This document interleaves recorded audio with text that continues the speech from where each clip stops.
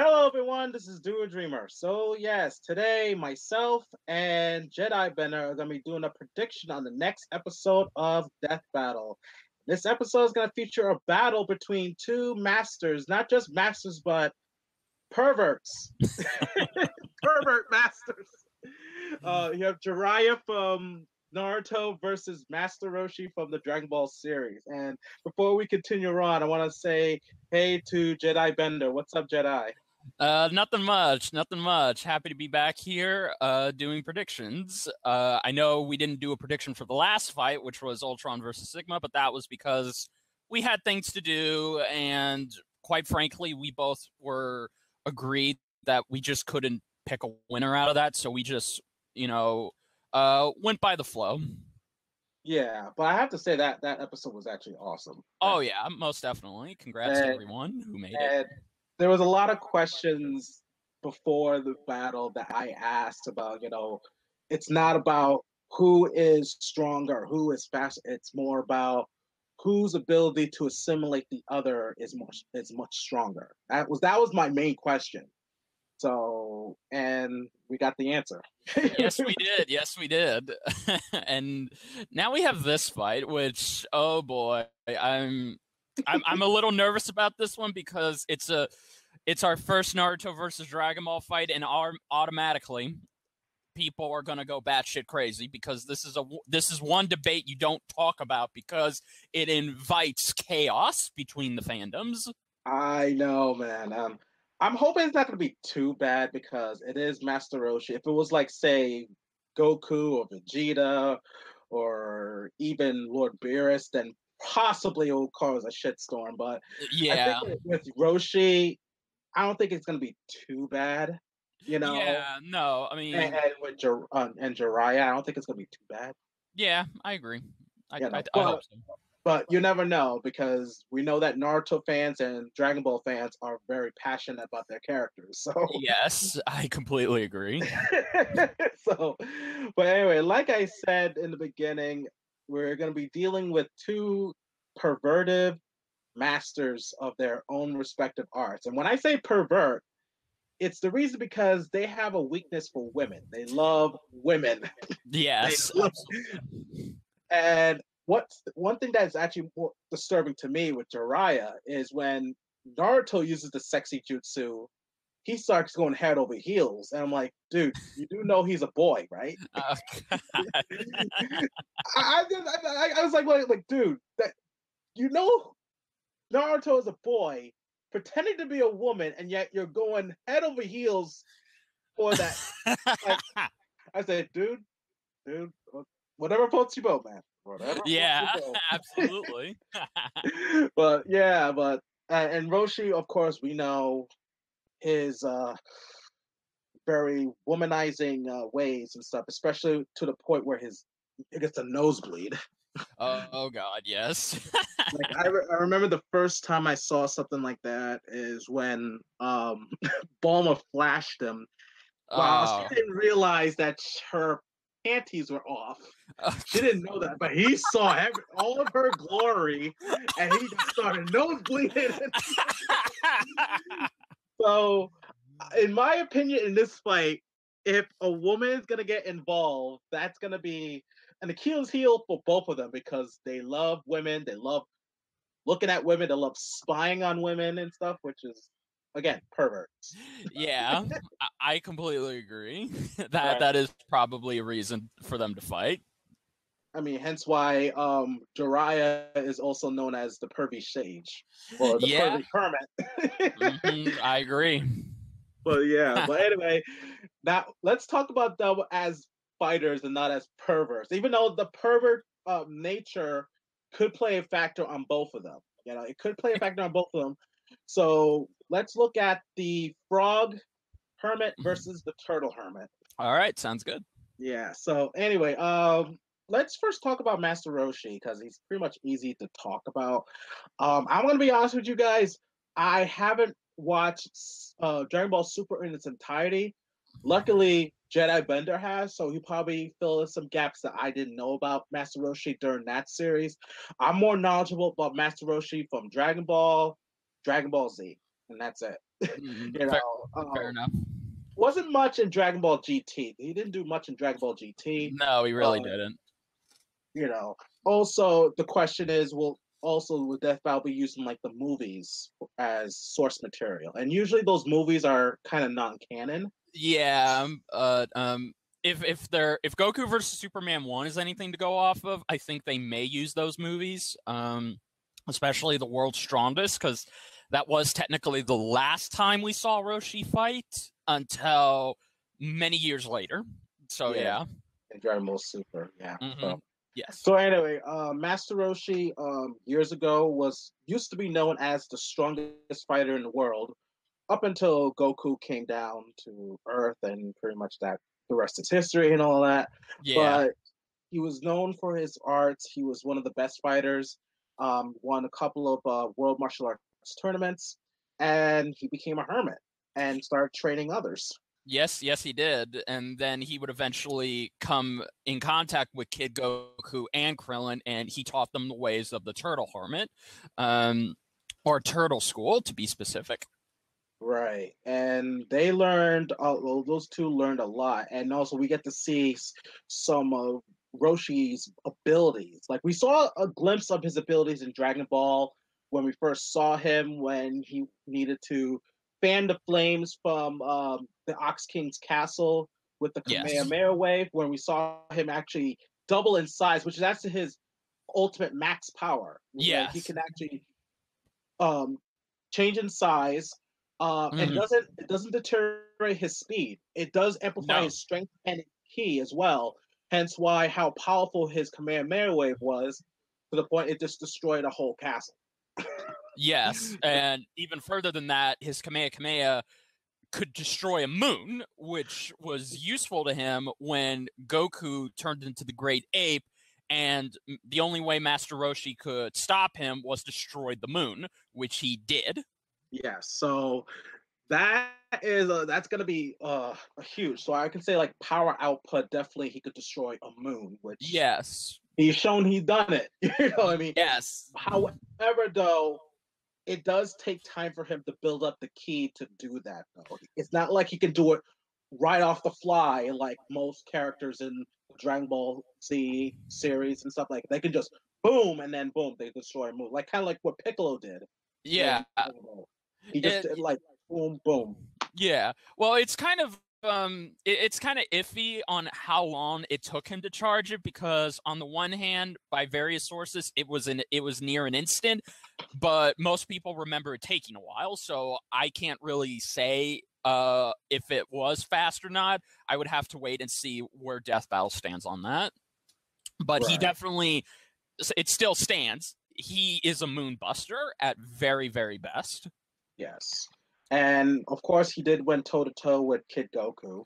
Yes, he did. And Goku, I believe, was physically stronger because he's a Saiyan, but he still went toe-to-toe with him, move for move, and I believe he beat him. And this is when he was disguised as Jackie Chun. Yes, he was. I just couldn't believe that Jackie Chun. I know, me neither. It was crazy. And we also know he also has other abilities besides the Kamehameha wave. Also, the what was that move you told me about where he contains evil? Yeah, I keep on forgetting that move. Yeah, it's called. Yeah, he's most famous for having one of his best techniques, the Mafuba, or the evil containment wave, where basically, as you all know, he can trap somebody in this little jar, and as long as it has a seal on it, he can contain them forever. And he can only do this move 3 times, but after he's done it 3 times, it can kill him. Right. He done it twice, right? Yes, he can do it twice, but but he will sacrifice his life force in order to do it a 3rd time if he has to. Right. So I think he did it twice to King Piccolo, right? He did it twice to King Piccolo, where first time it worked, and the second time it kind of backfired or something like that. It kind of doing that. But but I know. Go ahead. Sorry. No, I was agreeing with you. Yes, that's correct. Yeah, but also I know some people's gonna ask like, but Jiriaya is not evil. However, though, we could say that anyone can be trapped because I remember with Kami, who was disguised as well, he was inside a person and was in the World Martial Arts Tournament to go after Piccolo Jr., or as we know as just Piccolo, and try to use that same technique, and then Piccolo kind of backfired it on him, and then trapped Kami into the jar. So Yes. and Kami is pure good. He's pure good. So it is possible that Jiraiya could be trapped with that technique. Yes, as far as I know, even though it's called the evil containment wave in English translation, it's never stated that the Mafuba cannot trap those who are pure of evil or not. It looks like it can work on anyone. It's just most commonly used on those with evil intentions. Right. Hmm. Although you just said evil intentions, would being a pervert count as evil intentions? Maybe, I don't know. That's a good question. Because it's like lust, and that's one of the deadly sins is lust. So That's true. That is, it's possible. yes. So we could actually safely say that well, being a pervert, is sort of like evil intentions. So It's possible, yeah. I wouldn't count it out.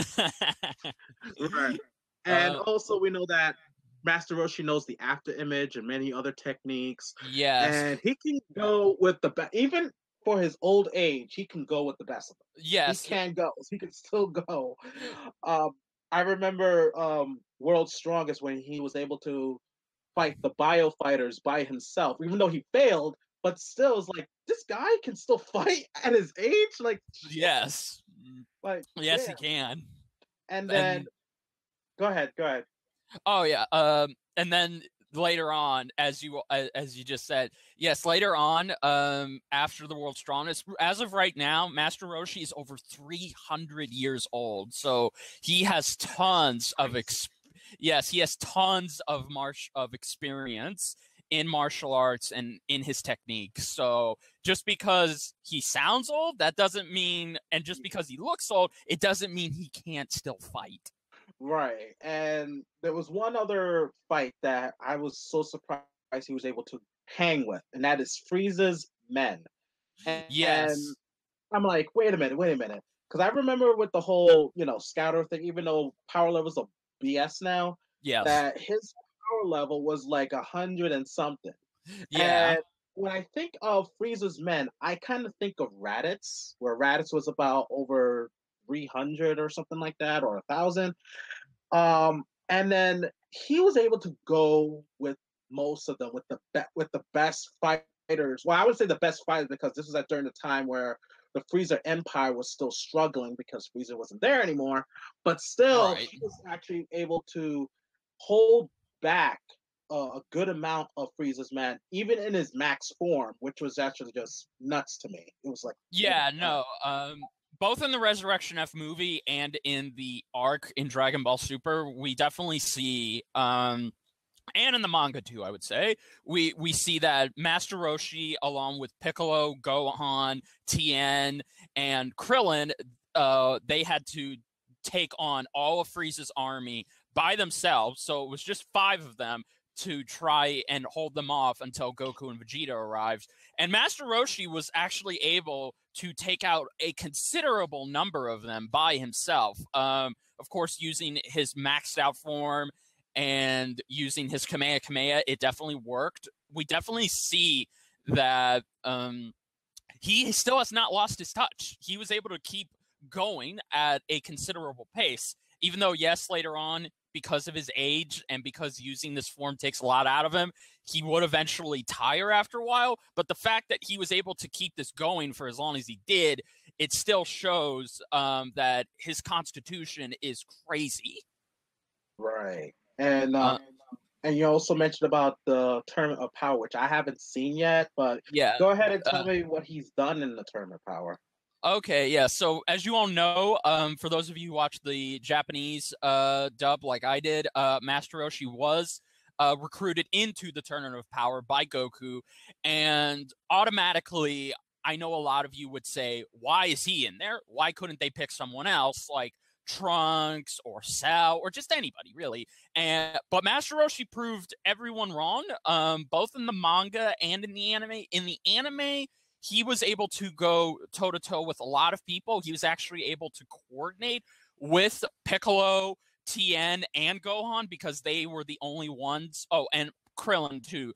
Those five, because they fought together already previously, years before, they were able to go coordinate it with each other during a team effort. So, but then when Master Roshi eventually did have to fight by himself, he was able to take out at least dozens of people. It's never really stated how many he took out, but it's got to be more than 10. And noticeably, he fought talisman users, or people who he even said were going to give the others a hard time because, as he stated, the others do trump him in raw power, but they lack in experience and dealing with these kinds of threats. So he took most of them out. One of them was a female talisman who could cast over 100 different illusions, and he was able to keep up with her. He actually could sense her hiding, and he trapped her in the Mafuba. Then he encountered this other guy who was kind of like a much younger version of him, and because he could buff himself up too. And he pretty much was dogging Master Roshi, saying, "You're too old for this. Why are you even here?"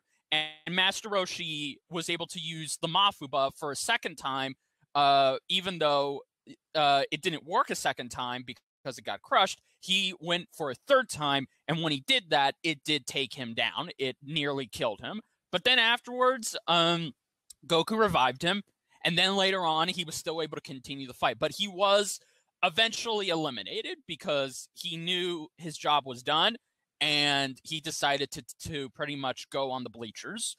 But in the manga version, this is where it gets even crazier, and I know a lot of people are going to call a little bit of fallacy on this, but ScrewAttack may use this, so just keep in mind. In the manga version, Master Roshi was able to go toe-to-toe and dodge all of Jiren's attacks. What? Yes, he dodged Jiren's faster than eyesight attacks, and he did it so well that Beerus mistook him for having Ultra Instinct. That's how good he was, but instead, no. Oh my god! I did what? Yeah. So keep that in mind. And as you all know, like for context, Jiren was the most powerful person in the whole Tournament of Power. He defeated Hit, he defeated Goku, he defeated Vegeta, he defeated Frieza, he beat the shit out of 17. He was just a monster. And I know a lot of people will say in the manga, Jiren, and in the anime, Jiren was holding back his power, but it doesn't matter. Even if Master Roshi was able to dodge all of those punches without effort, that even if Jiren was holding back just a little bit, that is still very impressive for a man of his age. And that really shows that he can keep up because he does have the experience and he does catch on very quickly to those type of opponents. True, he didn't beat Jiren, but he was able to dodge his attacks. So that is a greater feat than anything he's ever done. That's amazing. Yeah. Yes, it is. But it's from the manga, so they might use it. But as you said, they might some people might take it as a fallacy. That's true. Yes, but still, it really doesn't matter. Because again, it just shows you that Master Roshi, even though yes, in raw power, his opponents were stronger than him, but he has the experience on his side, so therefore he can keep up with them and he can adapt to them very quickly. So that's a huge advantage for him, and that's also a pretty damn good speed feat to use because Jiren's punches are faster than the eye can see. Like even everyone's eyes, even Beerus and Whis could not see those punches. And that's crazy. Yes, that's so crazy. Yeah, and then of course durability. Master Roshi, as I said, as I've been alluding to, just because he's over 300 years old, that doesn't mean his durability is weaker than the others, especially Krillin or Piccolo's. He does have considerable durability. There have been instances where he's been able to survive maybe megatons of TNT. I can't really remember the specifics right now, but he has survived a considerable amount of punishment. And the only thing that really could take him down is someone of higher caliber than himself, or if he uses the Mafuba too much. So those are really his only main weaknesses when it comes to durability. All right. Yep. Okay. So anyway, now we kind of finished talking about Roshi. So yeah, there's really nothing much to say, but Roshi may be old, but remember, age is not a factor when it comes to fighting. Nope. So, Roshi is he still is a powerful opponent in his own right. Yes, definitely.